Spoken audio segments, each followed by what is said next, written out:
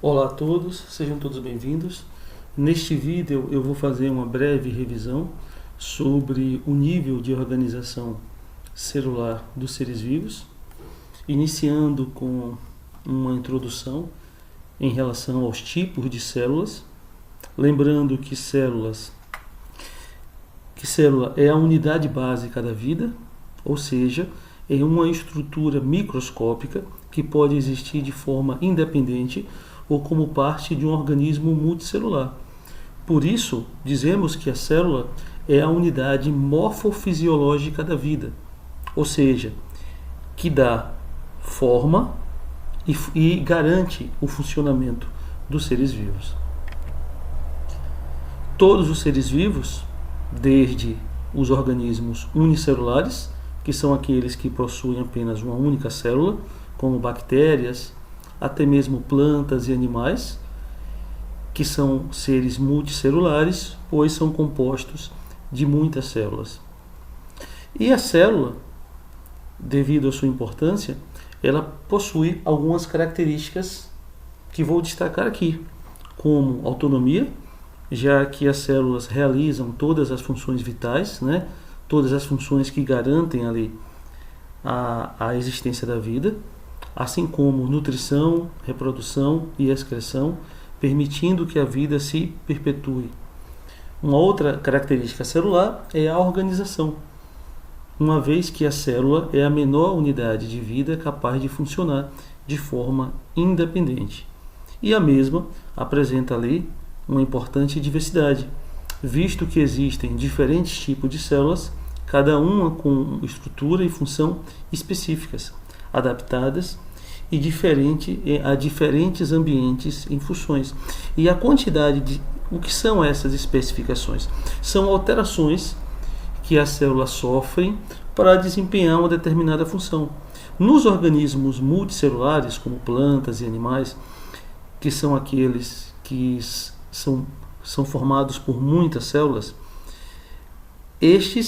essas formas de vida apresentam uma quantidade de especificidade celular maior, ou seja, mais células que sofreram alterações para desempenhar diferentes funções, que vão garantir a fisiologia, mas também a morfologia do nosso corpo, integrando assim a morfofisiologia, que nada mais é do que dar forma e função ao corpo. Do ponto de vista dessas características e estruturas celulares, as células possuem características e estruturas que lhes permitem desempenhar as funções vitais, que são as funções que garantem a vida. Assim, entre as suas estruturas, temos a membrana plasmática, também chamada de bicamada lipídica, que reveste a célula, controlando a entrada e saída de substâncias. Temos também o citoplasma, que é um fluido interno onde ocorrem as reações químicas, ou seja, é a parte líquida ali do interior da célula, e onde ocorrem, além de ocorrerem ali as reações químicas, possuem também estruturas importantes, onde estão as organelas. A célula possui também um material genético, que contém a informação genética responsável pelas características da célula, e as organelas, que são estruturas especializadas que realizam funções específicas e que estão contidas no citoplasma. Quanto à sua diversidade, as células podem se dividir em procarióticas e eucarióticas. E por isso, dizemos que as células são classificadas em dois tipos principais: procarióticas e eucarióticas, com diferentes níveis de complexidade. Complexidade é importante aqui nesse caso, porque uma desses dois tipos, que são as procarióticas, são consideradas células simples, sem um núcleo definido, ou seja, não possuem uma membrana plasmática protegendo e revestindo o núcleo da célula, e são encontradas em micro-organismos mais simples, como bactérias e arqueias. caracterizam-se por ter um material genético disperso no citoplasma, tá? Então, atenção, né?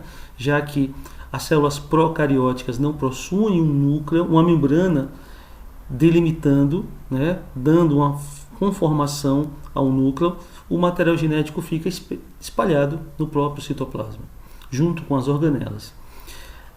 As células procarióticas também não possuem organelas membranosas. O que seriam isso? Seriam aquelas organelas que são protegidas, revestidas por um tipo de membrana. E possuem um tamanho menor quando comparado ao outro grupo de células que são as eucarióticas. Tá? Por isso que as bactérias conseguem penetrar, por exemplo, no nosso corpo, podendo provocar, né, em alguns casos, até mesmo doenças. Já as células eucarióticas, né, que são aquelas que, além de serem mais complexas, terem mais estruturas, serem maiores, apresentam um núcleo definido. O que é que define um espaço, né? O que é que define uma figura geométrica? A presença de um contorno. Então, nas células eucarióticas, existe um núcleo que tem a sua forma definida por uma membrana chamada carioteca. Tá? Então, a palavra eu, o prefixo eu, quer dizer verdadeiro. Carióticas. Então, as eucarióticas são células que possuem um núcleo verdadeiro, ou uma carioteca verdadeira. Tá? E são encontrados em animais, plantas, fungos e protozoários, então, e protistas. Então nós, com que somos animais, somos seres humanos, somos eucarióticos. As células eucarióticas apresentam material genético envolto por uma membrana nuclear, né? Então, já que o núcleo ele é bem delimitado pela carioteca, o material genético, neste caso, vai ficar dentro desse núcleo. Tem também uma presença de organelas membranosas, como mitocôndrias e cloroplastos. Lembrando que mitocôndrias vão estar presentes ali, tanto em animais como em eucarióticos vegetais. Porém, os cloroplastos vão estar presentes ali, né, nos eucarióticos vegetais, como plantas e algas, por exemplo. E apresentam um tamanho maior, né? Tem mais estrutura, tem mais complexidade, então as células eucarióticas são maiores. Nos organismos multicelulares, que são aqueles que eu mencionei, que são formados de várias células, né? Multicelulares, policelulares, multi ou poli quer dizer vários, então várias células se unem para formar uma forma de vida mais complexa. Então, nesses organismos, como nós, seres humanos, essas células se juntam a outras células para gerar esse organismo, e nós dizemos que existe um nível de organização dessas estruturas. Então, a vida multicelular é organizada em níveis hierárquicos, com cada nível construído sobre o anterior, aumentando a complexidade. Então, primeiro nível é a própria célula, que é a unidade básica da vida, com estrutura e função próprias, que se une a outras células de mesma função e forma para gerar o tecido, que é um conjunto de células semelhantes que trabalham juntas para realizar uma função específica. Um tecido se junta a um outro tipo de tecido para formar, então, um outro nível de organização, chamado de órgão. O órgão, que é uma estrutura composta por diferentes tecidos que trabalham juntos para realizar uma função específica, se une a outros órgãos de função semelhante para formar um sistema. O sistema, que é um conjunto de órgãos que trabalham juntos para realizar uma função complexa, se une e se integra, né, se liga, trabalha em associação com outros sistemas para formar o organismo, que aí é o próprio ser vivo, né, que no nosso caso é o próprio corpo humano. Esse organismo é o ser vivo completo, formado por diferentes sistemas que trabalham juntos para manter a vida. Em relação aos tecidos, né, é sempre importante destacar sua composição e suas funções. Assim, os tecidos são formados por células semelhantes que trabalham juntas para realizar uma função específica. Por exemplo, apesar de haver uma diversidade de tecidos, consideramos esses 4 tecidos aqui como primordiais, ou como tecidos básicos, que são os principais para gerar os órgãos, né, quando juntos, que vão gerar os sistemas e que vão se integrar para formar o corpo humano. Então temos o tecido epitelial, que tem a função de revestir e proteger interna e externamente os órgãos. Temos o tecido conjuntivo, ou também chamado de conectivo, que tem a função ali de ligar, né, um tecido ao outro, que tem função de dar sustentação, inclusive nutricional e sanguínea, e também a função de conectar os tecidos dentro de um órgão. Tecido muscular. Sempre que falamos em músculo, né, estamos falando de gerar movimentos e se contrair. Então, o tecido muscular dentro de um órgão é que vai permitir que aquele órgão gere algum tipo de movimentação interna e que também sofra algum processo de contração. O tecido nervoso é o tecido responsável pela comunicação e controle do funcionamento daquele órgão, né, como uma resposta a um estímulo interno ou externo ao nosso corpo. Em relação aos órgãos, né, que é a estrutura justamente formada a partir da junção dos tecidos primordiais, é importante também destacar suas funções. Então, órgãos são estruturas formadas por diferentes tipos de tecidos que trabalham juntos para realizar uma função específica.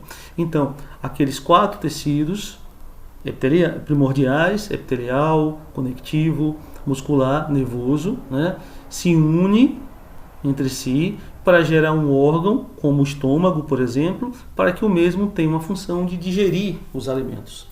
Ou então, se unem para formar um órgão como o coração, que tem a função de bombear sangue pelo corpo, né, sendo ali um impulsionador do sistema circulatório. Ou também, aqueles tecidos podem se unir para formar um órgão como os pulmões, responsáveis ali pela troca de gases a partir da respiração pulmonar. E órgãos se juntam, órgãos de funções semelhantes, se juntam e se integram entre si para formar os sistemas, que têm função de integração e funcionamento, ou seja, tem a função de ligar as diferentes partes do nosso corpo e cooperar entre si para garantir que o sistema maior, né, como se o nosso corpo fosse uma empresa, onde vários setores se integram para garantir o perfeito funcionamento do nosso corpo. Então, os sistemas são formados por diferentes órgãos que trabalham juntos para realizar uma função complexa. Por exemplo, o sistema circulatório, né, que é formado ali por todos os órgãos ou estruturas que garantem o transporte de nutrientes e oxigênio para as células. Ou o sistema nervoso, que é formado ali por todos os órgãos e estruturas que coordenam as atividades do corpo de um modo geral, né? Sempre que o nosso corpo precisa de um controle, de uma resposta rápida a um estímulo, a uma situação de perigo, por exemplo, né, quem coordena isso, quem gera essa resposta é o sistema nervoso, tendo ali como principal órgão, né, o cérebro. Tá? O sistema respiratório vai ser aquele conjunto de órgãos e estruturas que participam da respiração pulmonar, ou seja, são responsáveis pela troca de gases com o ambiente. Né? Nosso corpo absorve o oxigênio e devolve ao ambiente água e gás carbônico.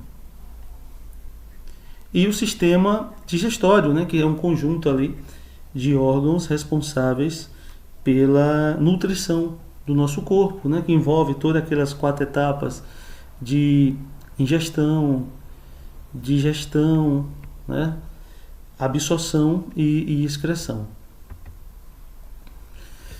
E essa junção integralizada e equilibrada dos sistemas, né, quando eles funcionam em harmonia, eles garantem ali o funcionamento, a manutenção e o funcionamento do organismo, que é a própria unidade de vida completa. Então, o nosso corpo, ele é um organismo, porque ele é formado de vários sistemas, formados de vários órgãos, formados de vários tecidos, formados de várias células. Então, o organismo é uma unidade de vida completa, formada por diferentes sistemas que trabalham juntos para manter a vida.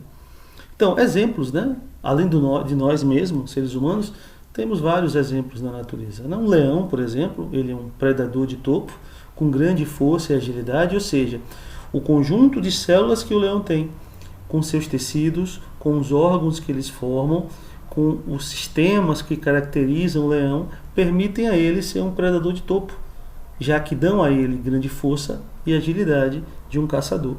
Assim como o nível de organização celular de uma borboleta dá a ela as características de ser uma importante polinizadora com beleza e fragilidade. Ou a maneira como as células interagem e se organizam em uma sequoia faz com que ela seja uma árvore gigante, símbolo de resistência e longevidade. E para concluir essa revisão, vale lembrar que o estudo da célula e do nível de organização celular é fundamental para compreender os seres vivos e suas complexas funções. Assim, lembrando que a célula é a unidade básica da vida, com funções vitais, ou seja, é a unidade morfofisiológica da vida. É ela que se junta a outras células para dar forma e função ao corpo. Células de mesma função se unem para formar um tecido, que é o conjunto de células semelhantes com função específica. Tecidos diferentes se ligam para formar um órgão, que é a estrutura formada por tecidos com função específica. Esses órgãos se juntam a outros órgãos de mesma função para gerar um sistema, que é um conjunto de órgãos que trabalham juntos para realizar uma função complexa, e esses sistemas têm que trabalhar juntos para formar o organismo, que é o ser vivo completo, formado por sistemas que trabalham em conjuntos, tá? Então, é isso. Espero que tenham entendido a revisão. Fique à vontade para curtir ou compartilhar esse vídeo com os colegas que precisam também desse tipo de revisão. E permaneçam aqui no canal, porque além dos vídeos sobre saúde, vou trazer também a partir de agora vídeos com conteúdos de ciência, para também contribuir para a parte pedagógica. Até mais.